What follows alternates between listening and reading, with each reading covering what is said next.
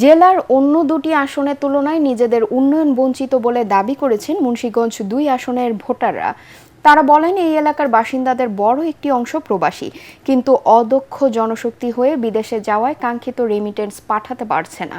ঢাকার কাছের জেলা হওয়া সত্ত্বেও শিল্প কারখানা গড়ে না ওঠায় ক্ষোভ আছে তাদের। মিজান শাহজাহানের রিপোর্ট। ভূমিকম্প সহনীয় মোস্ট ডিউরেবল দেশের প্রথম Thermex rod Salam steel. Salam steel বোঝে durability. Salam steel, most durable steel. Lohajang ও টঙ্গীবাড়ি উপজেলা নিয়ে সংসদীয় আসন মুন্সিগঞ্জ ২। মাওয়া প্রান্তে পদ্মা নদীর ভাঙনের শিকার হয়ে ভিটেমাটি হারিয়েছে অসংখ্য পরিবার। কৃষি নির্ভর এই আসনটিতে আলু আবাদ করে জীবিকা নির্বাহ করেন অনেকে। এসব বিল বর্ষাকালে পানির নিচে থাকায় বছরের একটি বড় সময় অনাবাদি থাকে। এখানকার বাসিন্দারা বলেন, নানা সমস্যায় জর্জরিত এই আসনকে ঢেলে সাজানোর চ্যালেঞ্জ নিতে হবে আগামীর সংসদ সদস্যকে। নদীমাতৃক দেশ, এই নদীমাতৃক দেশের ভাঙ্গনের প্রবণতা অনেক। এখানে যদি সঠিকভাবে বাঁধটা নির্মাণ করা হয় তাহলে ওই ভাঙ্গনের কবল থেকে নদী কবল মানুষগুলো রক্ষা পাবে।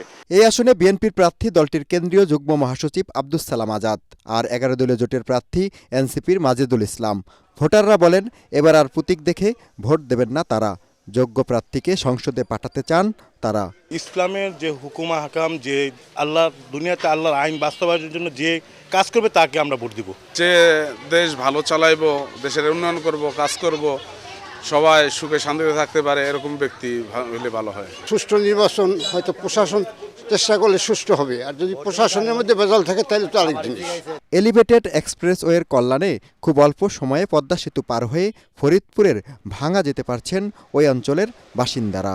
এখানকার ভোটাররা বলছেন, তাদের ভূখণ্ডের উপর দিয়ে এলিভেটেড এক্সপ্রেসওয়ে হয়েছে, পদ্মা সেতু হয়েছে, ফলে পদ্মার ওপারের বাসিন্দারা অনেক বেশি লাভবান হয়েছেন। কিন্তু এখানে কোনো ট্রেনিং ইনস্টিটিউট প্রতিষ্ঠিত না হওয়ায় অদক্ষ জনশক্তি হয়ে তাদের বিদেশ যেতে হচ্ছে।